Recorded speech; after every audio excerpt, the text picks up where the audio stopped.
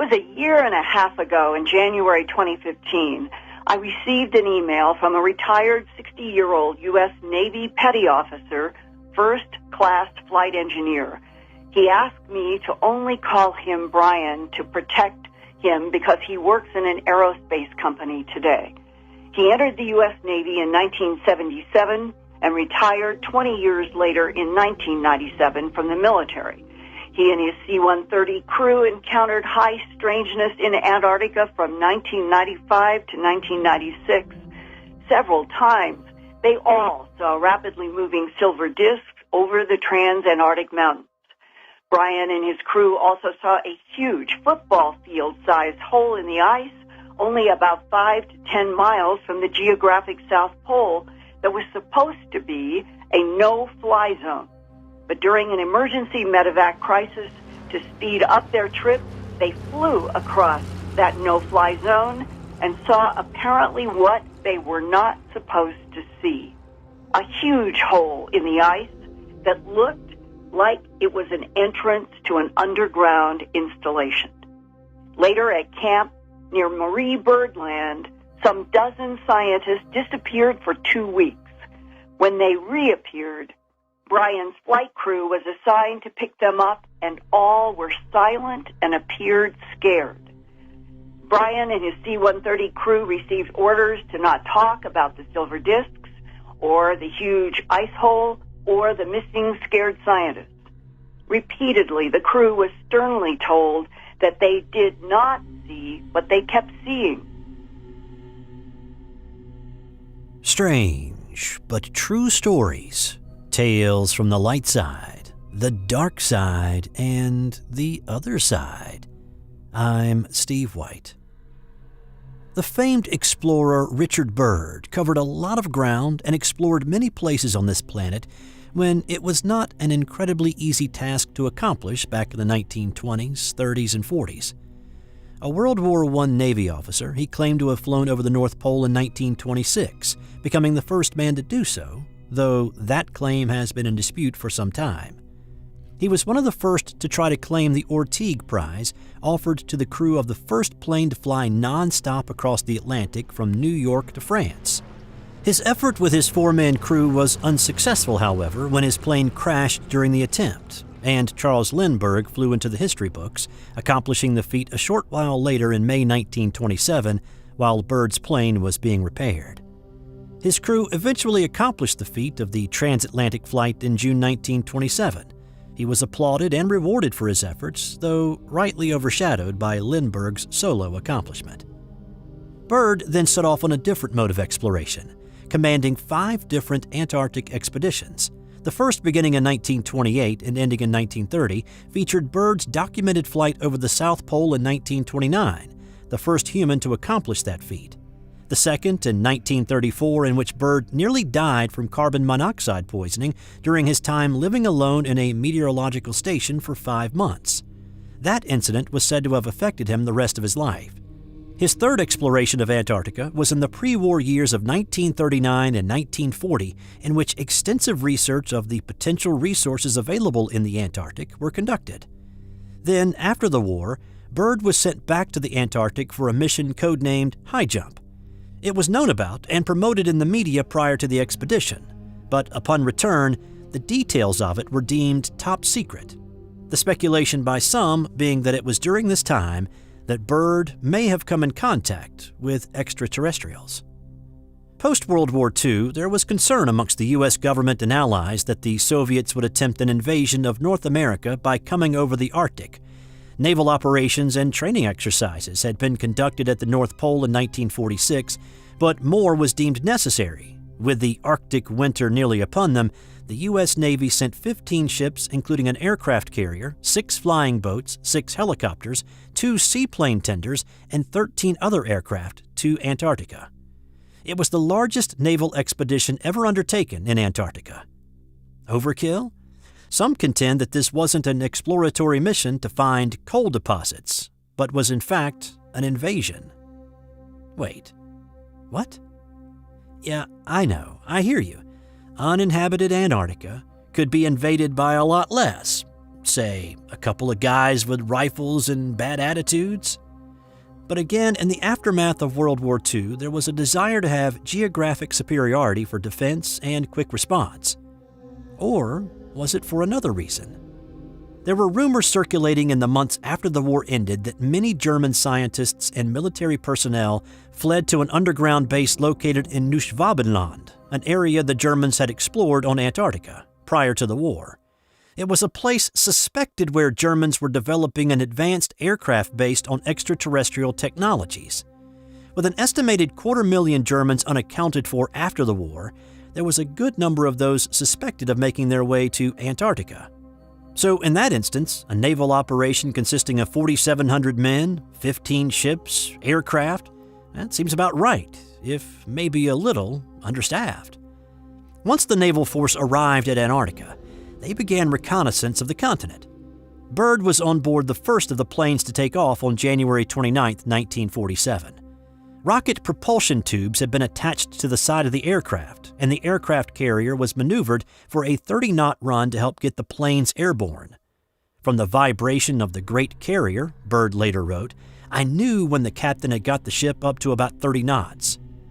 We seemed to creep along the deck at first, and it looked as if we would never make it, but when our 4 propulsion bottles went off along the sides of the plane with a terrific, deafening noise, I could see the deck fall away.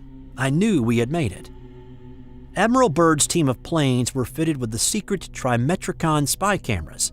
They also carried magnetometers, able to show anomalies in the Earth's magnetism, such as if there was a hollow place under the surface ice or ground. The expeditions continued for 4 weeks, with the planes spending 220 hours in the air, flying a total of 22,700 miles, and taking some 70,000 aerial photographs. On the last of these mapping flights in late February, where all 6 planes went out, each on a certain pre-ordered path to film and measure, Admiral Byrd's plane returned 3 hours late. No radio transmission, and the plane feared lost. Once he had returned, it was stated officially that he had lost an engine and had to throw everything overboard except the films themselves and the results of magnetometer readings in order to maintain altitude long enough to return to Little America there on Antarctica. It is during this time that many who have looked into this incident believe this could be the first meeting between Admiral Byrd and representatives of the extraterrestrials, and a contingent of the German scientists working on the reverse engineering and construction of flying discs. After that, a mission that was expected to last for between 6 and 8 months came to an early and faltering end. The Chilean press reported that the mission had run into trouble and that there had been many fatalities, though the official death toll was listed as 4. The central group of Operation Highjump were evacuated by the Burton Island icebreaker from the Bay of Whales on February 22, 1947. The Western group left March 1, 1947, and the Eastern group on March 4, 1947. In the March 5, 1947 edition of a Chilean newspaper, Byrd is quoted in an article titled, On Board the Mount Olympus on the High Seas. He said, It is imperative for the United States to initiate immediate defense measures against hostile regions. I don't want to frighten anyone unduly, but that it is a bitter reality that in case of a new war, the continental United States would be attacked by flying objects, which could fly from pole to pole at incredible speeds. Post-World War II, there weren't many nations that had the resources to put together that sort of technology. The Soviets may have been the closest, with technology and information captured from the Germans during their occupation in the latter stages of the war. But they were still years away. So who or what was Byrd talking about that could fly from pole to pole at incredible speeds in the time immediately following his expedition? For a long time, there has been a so-called Admiral Byrd secret diary floating around. The diary told of a flight on February 19, 1947, but over the Arctic, not the Antarctic. Since he was known to be at the South Pole instead of the North Pole at this time, this would be an impossibility. Unless you look at it another way and consider the theory that he managed to travel between the poles assisted, or more likely due in part to alien technology. The flight diary entry from that day reads as follows. We are crossing over the small mountain range and still proceeding northward as best as can be ascertained. Beyond the mountain range is what appears to be a valley with a small river or stream running through the center portion. There should be no green valley below. Something is definitely wrong and abnormal here. We should be over ice and snow. To the port side are great forests grown on the mountain slopes. Our navigation instruments are still spinning. The gyroscope is oscillating back and forth. I alter altitude to 1,400 feet and execute a sharp left turn to better examine the valley below. It is green with either moss or a type of tight-knit grass. The light here seems different. I cannot see the sun anymore. Encountering more rolling green hills now, the external temperature indicator reads 74 degrees Fahrenheit. Continuing on our heading. Navigation instruments seem normal now. I am puzzled over their actions. Attempt to contact base camp. Radio is not functioning. Countryside below is more level and normal, if I may use that word. Ahead we spot what seems to be a city. This is impossible. Aircraft seems light and oddly buoyant. The controls refuse to respond. My God! Off our port and starboard wings are a strange type of aircraft. They are closing rapidly alongside. They are disc-shaped and have a radiant quality to them. They are close enough now to see the markings on them. It is a type of swastika.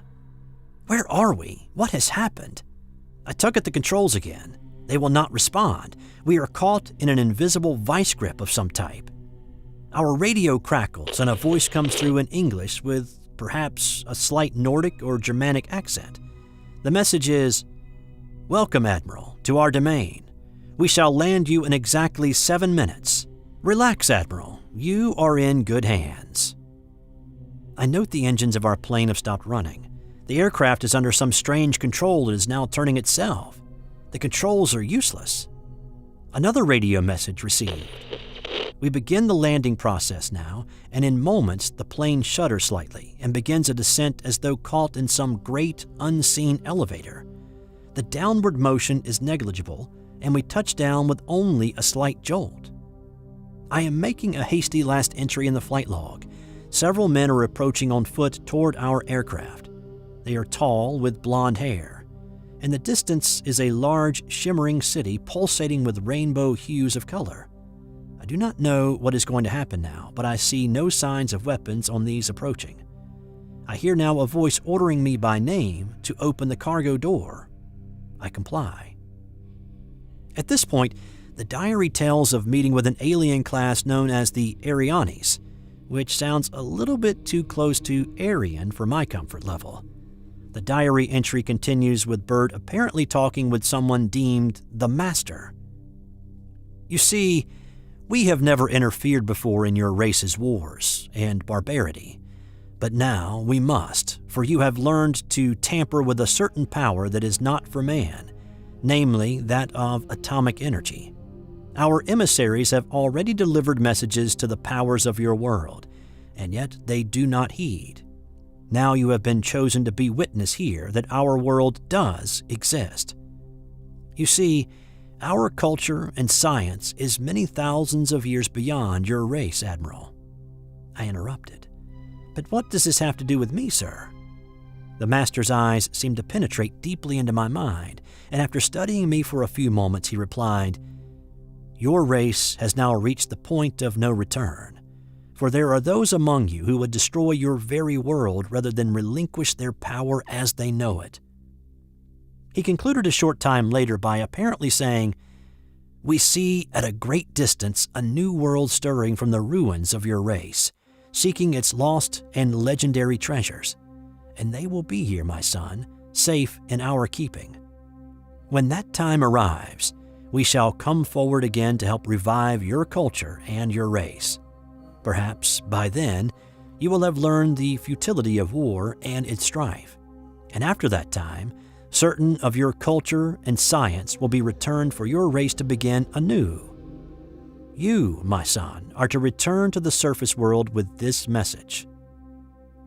With that, Byrd and his radio man were ushered out and taken back to their plane, with the words of another saying, We must now make haste, Admiral, as the Master desires to delay you no longer on your scheduled timetable, and you must return with his message to your race."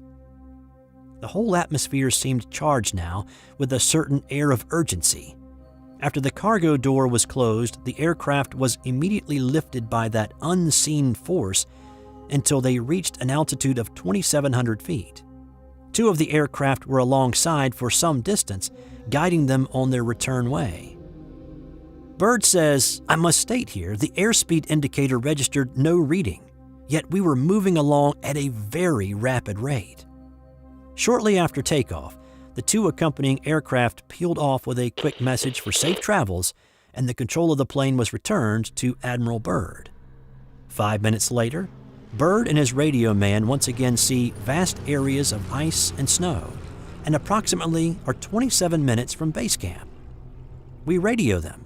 They respond. We report all conditions normal. Base camp expresses relief at our re-established contact. They landed a short time later. An official report was written to cover the 3 hours the plane was missing, leaving out any details about the supposed visit to meet the Arianes. Several weeks later, upon returning to the U.S., Byrd had a meeting at the Pentagon in which he told of his fantastic journey. Upon hearing his story, Byrd was apparently ordered to remain silent in regard to all that I have learned on the behalf of humanity. I am reminded that I am a military man and I must obey orders. And outside of his supposed secret diary journaling that day's events, he adhered to those orders. Byrd returned to the Antarctic in 1956 as part of Operation Deep Freeze, but was there only a week before returning home. He died at the age of 68 a year later on March 11th, 1957. So what do you think? Possible? Far-fetched? This is wide open for speculation, and, if you prefer, derision. Tell us in the comments below. Subscribe to our channel if you haven't already, and sign up for notifications so you know when the next video drops to the channel. Also, check out our website, which has links to our Facebook and Instagram pages. Thanks for watching this video. I'm Steve White. Until next time.